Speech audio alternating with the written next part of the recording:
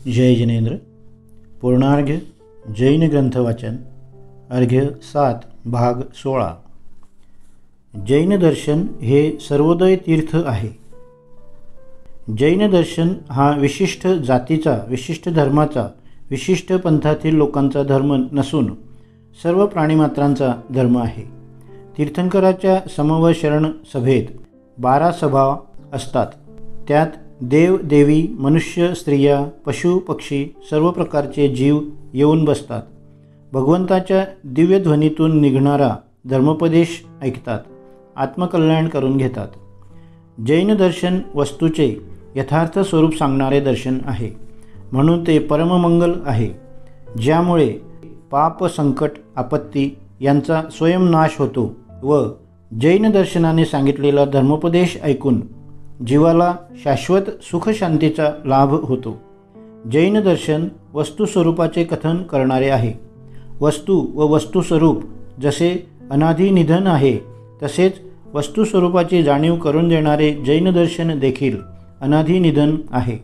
सर्व प्राणीमात्रांचे कल्याण करणारे म्हणून ते सर्वोदय तीर्थ आहे।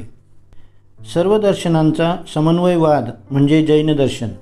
प्रत्येक दर्शन वस्तूच्या एका अंगाचे वर्णन करणारे असल्यामुळे कोणतेही दर्शन सर्वतः मिथ्या, खोटे नाही। निरपेक्षा नयाः मिथ्या, सापेक्षा वस्तू तीर्थ कृत। इतर दर्शन आपल्या प्रतिपक्षी पक्षाचा निषेध करणारे असल्यामुळे प्रतिपक्ष निरपेक्ष असल्यामुळे मिथ्या म्हटले जातात।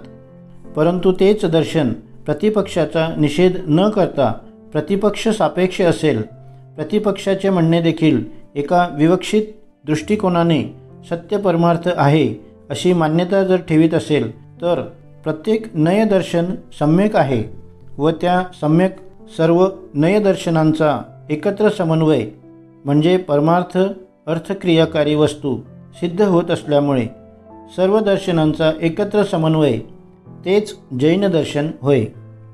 जैन दर्शन हे लोकतंत्र आहे। प्राणीमात्र या जैन धर्माचा सदस्य होऊ शकतो।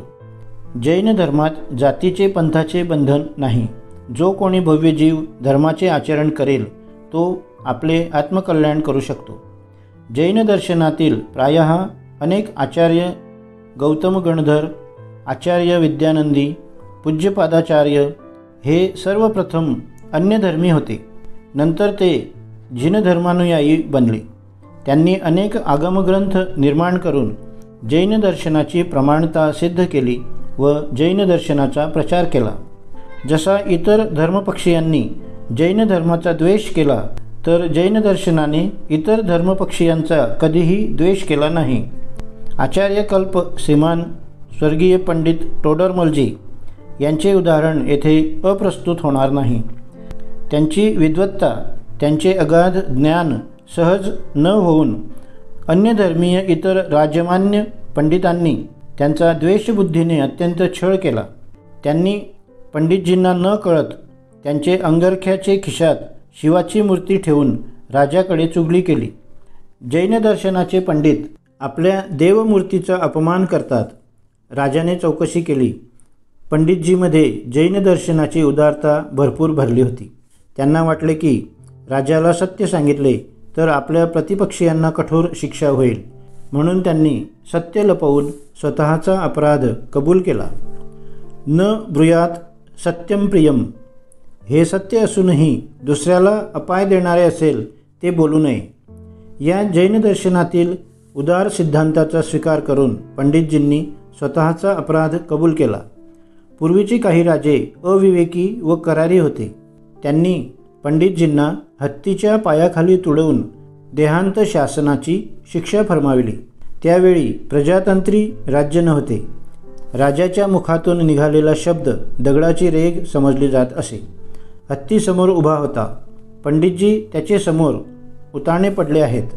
महात हत्तीला पाय उचलून पंडितजीच्या शरीरावर ठेवण्यास आज्ञा करीत आहे। हत्ती पाय उचलतो आहे, पण पाय अधर ठेवून पंडितजींच्या निष्पाप पुण्यपुरुषाच्या शरीरावर ठेवण्यास हत्तीचे मन कचरत आहे।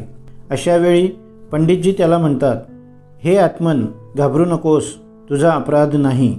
राजाज्ञेचे पालन तुला केलेच पाहिजे। हत्ती नाईलाजाने पाय ठेवतो व पंडितजींचा पवित्र आत्मा देहकुडीतून निघून जातो. ते दृश्य किती भयंकर असेल. जैन दर्शनाचा साम्यवाद. जैन दर्शन एकेंद्रियापासून पंचेंद्रियापर्यंत, किडामुंगीपासून मनुष्यापर्यंत सर्वांचा आत्मा समान मानतो. जन्माने, कुलाने, जातीने, वैभवाने कोणाला उच्च नीच समजणे हा विषमवाद अधर्म आहे, पाप आहे. जसे आपले प्राण आपणास प्रिय असतात, आपणास कोणी मारू नये असे जसे आपणास वाटते, तसेच सर्व प्राणीमात्रांना देखील, मग तो कितीही क्षुद्र प्राणी असो, त्याला देखील आपले प्राण इष्ट असतात. कोणी आपणास मारू नये असे त्यांना देखील वाटते.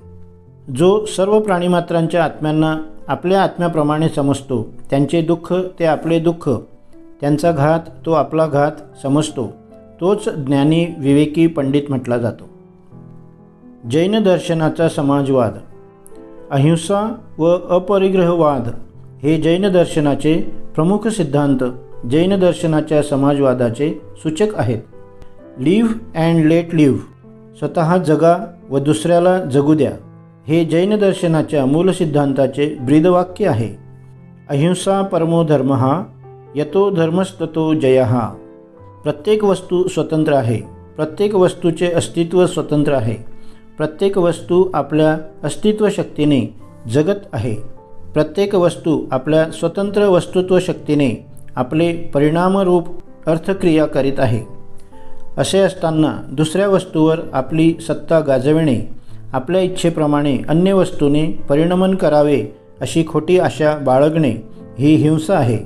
हिंसा हे महापाप आहे. सर्व वस्तूंना आपल्या स्वतंत्र अस्तित्व शक्तीने स्वतंत्र जीवन जगू देणे व आपणही आपल्या स्वतंत्र अस्तित्व शक्तीने स्वतंत्र अस्तित्व जीवन जगणे, आपणास जगण्याकरता दुसऱ्या कोणत्याही अन्य परपदार्थाची, परग्रहाची इच्छा न करणे ही खरी अहिंसा होय. स्वतंत्र अस्तित्व जीवन हीच खरी अहिंसा. तोच प्रत्येक वस्तूचा परमधर्म आहे. जेथे धर्म आहे तेथेच खरी शांती, सुख आहे. याप्रमाणे जैन दर्शन शाश्वत सुख शांतीचा मार्ग दाखविणारे दर्शन असल्यामुळे तोच सर्व प्राणीमात्रांचा कल्याण करणारा आत्मधर्म आहे.